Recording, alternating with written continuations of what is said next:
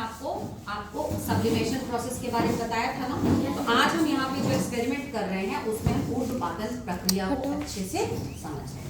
नीचे आपको बताया हमने यहाँ पे क्या रखा, कैंडल के ऊपर ये जो लोहे का फ्रेम रखा है इसे क्या कहते हैं, गॉज, आयरन गॉज। फिर हमने यहाँ पे एक डिश रखी है और डिश के ऊपर हमने क्या रखा है, एक फनल के ऊपर वाले मुंह को हमने पूरी तरह से रुई से बंद कर दिया। रुई को हम क्या करेंगे, थोड़ा ठंडा, यानी किस तरह से थोड़ा सा पानी उसमें लगा देंगे तो वो क्या हो जाएगी, ठंडी हो जाएगी और उसके मुंह को बंद कर देंगे कि अब जो भी हम करें इसमें से कुछ बाहर ना निकले। फिर हमने क्या किया, इसके अंदर ही हमने जो इसमें से कपूर निकाला था ना, कपूर को कहाँ रखा, डिश में रखा और इस कीप को उलट करके इसके ऊपर रखा। ऐसा रखे हुए हमारे 10 मिनट हो गए कम से कम।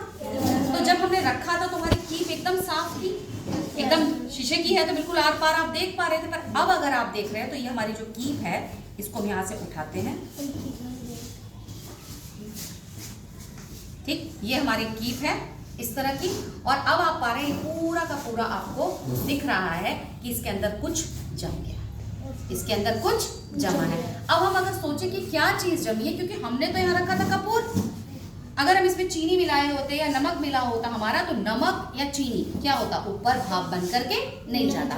पर कपूर में क्योंकि सब्लिमेशन का प्रोसेस होता है तो कपूर सीधा ठोस अवस्था से किस अवस्था में बदल गया, गैस की अवस्था में। और अब अगर हम देखें ये हमारे कीप में ये क्या जमा है, बताओ, कपूर। अगर यहाँ पे हमने नमक या चीनी लिया होता तो नमक और चीनी के ऊपर जाता नहीं, वो कहाँ रह जाता, इसी में रह जाता ना। तो नमक और चीनी यहाँ रह जाता और ये जो धीरे धीरे हम इसको खरोचेंगे तो ये जो कपूर है हमारा इसमें से क्या हो जाएगा, अलग, हम आसानी से। और ये प्योर कपूर है, इसमें चीनी का एक भी कण या नमक का एक भी कण जो है वो इसमें नहीं है।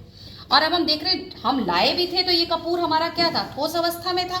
और अभी भी हम ये जो इस डिश में देख रहे हैं इसमें से जो छुड़ा रहे हैं, देखो कस के, कौन छुड़ाएगा बेटा, रुको, दे रहा है सब लोग, इसको कस के देखो, ये छुड़ा रहा है। तो ये सारा का सारा कपूर हम आसानी से, जितना कपूर नीचे था वो किस अवस्था में बदला, गैसीय अवस्था में बदला। गैसीय अवस्था में बदलने के बाद से, क्योंकि हमने इसमें क्या ऊपर रख दिया था, रुई लगा दी, बाहर तो निकल नहीं पाया, तो इसी में आकर जम गया। तो ये आसानी से हो जाए, ठीक बेटा। तो ये हमारा जो है बिल्कुल प्योर कपूर है, इसमें नमक या चीनी का एक भी कण नहीं है। तो इस प्रक्रिया को अब आज आपने समझ लिया है, तो कभी भी आप देखो, अच्छा ये एक्सपेरिमेंट में आप बता सकते कौन सी चीज और ऐसी है जो सिर्फ सब्लिमेशन में होता है, इसके साथ ऊर्ध्वपातन की प्रक्रिया और कर सकते हैं, वो सीधा ठोस से गैस में बदल जाती है। कोई एक और चीज ऐसी बता सकते हैं? कैंडल में तो देखो पिघल रहा है, कैंडल जलाते हैं तो क्या होता है, चॉक। नहीं, चॉक को कैसे, चॉक को भी हम तोड़ दें और गर्म करें तो बिल्कुल भी नहीं है ठोस, पानी भी नहीं। मैंने आपको एक बार बताया है कि जो कपड़ों में रखे जाते हैं कीड़ों की गोली, हाँ, नैप्थलीन की बॉल भी अगर हमने ली होती है और ये चॉक के पाउडर, अगर किसी ने चॉक का पाउडर मिला दे अगर ऐसे करके और करते तो चॉक यही रह जाती है। और कपूर क्या होता है, जैसे फनल कहाँ गई, इसके पास, ये फनल जो है इसमें आकर के आसानी से सारा कपूर। तो इस प्रक्रिया को आज आप अच्छे से समझ गए, कोई दिक्कत नहीं। आप चाहे तो आप खुद भी ये एक्सपेरिमेंट घरों पे भी कर सकते हैं, पर घर पे अगर करिएगा तो मम्मी पापा के प्रेजेंस में करिएगा, क्योंकि आग से आप काम करेंगे। ये प्रक्रिया समझ ली।